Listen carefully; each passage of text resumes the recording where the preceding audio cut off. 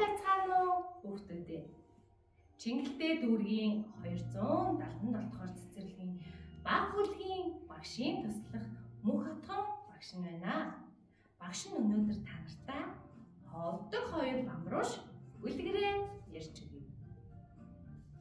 Эртээ уртын цагт сүмбэр уулын тэртээ сүүн далайн цахад араатан жигүүртэн ч нэвтрээгүй амтан хүн очоогүй өтгөн ногоон шугуй хөвшин баавгай хоёр хөөрхөн бамбарууштайгаа айл болон амьдран сод бич гинэ.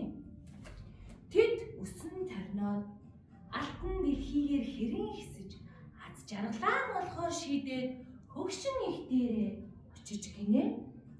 Хөгшин их нь хоёр бамбаруушаа тэрвэрч үнсээд хизээж аач нэгнийг орхиж болдоггүй юм шүү хүүхдүүд минь гэж загчээ.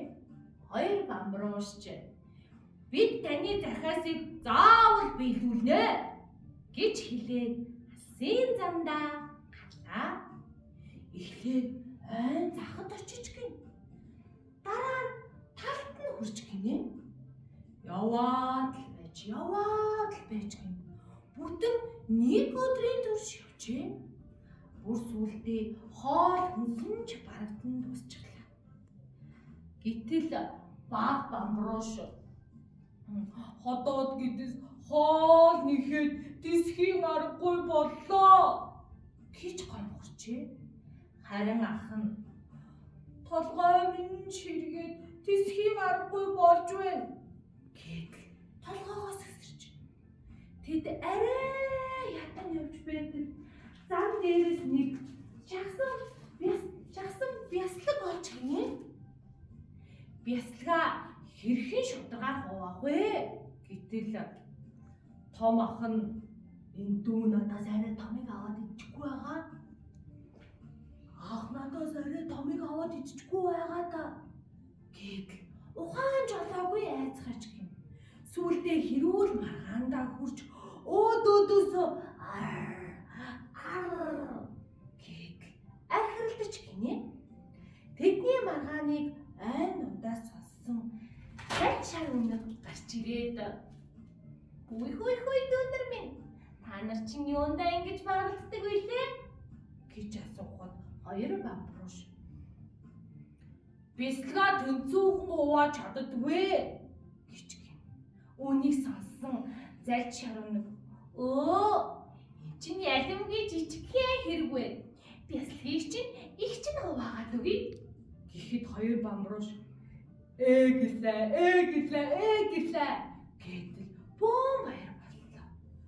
Гэтэл өнөө бясалгыг чинь албаад жижигхэн том хуваач гэж гинэ. Үүнийг харсан хоёр бамбарууш энэ том байна, энэ жижиг байна гэж сандралтахад үнэн гайгүй дүүнэр минь их чинь одоохон тэнцүүхэн болгоод өгье бясалгаас нь тассан эсгээс нь аваад хийдэл идчихэж гин. Гэтэл хоёр бамбарууш сандралтаад том байна, жижигхэн байна, нөгөө тал нь байхгүй болчихлоо гэх зэрэг сандралтаж эхлэхэд зальж шаргана.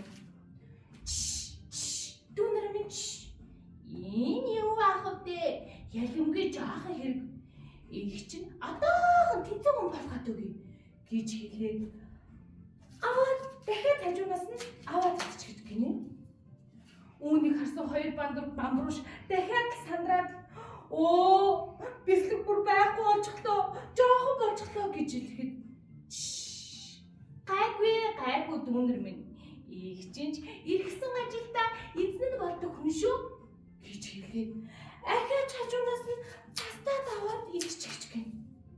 Үүнийг энэ янзаар хуваасаар байгаад хоёр бамбарууш үрцгийн хэмжээтэй бясалгаг үлдчихэв. Гэтэл өнөг ямар дүүнэр минь багч гэсэн тэнцүүхэн л боллоо. Хоол болох тугай гэж хэлээ. Тоосон шинжгүй сүүлээ ганцхан шаргалзуулаад одчих. Ингээд хоёр бамбарууш хов ховдог хойрог цангаасаа болж хоолгүй үлдсэн гэдэг. Хүүхдүүдээ ховдоглох гэдэг ийм л аюултай юм шүү.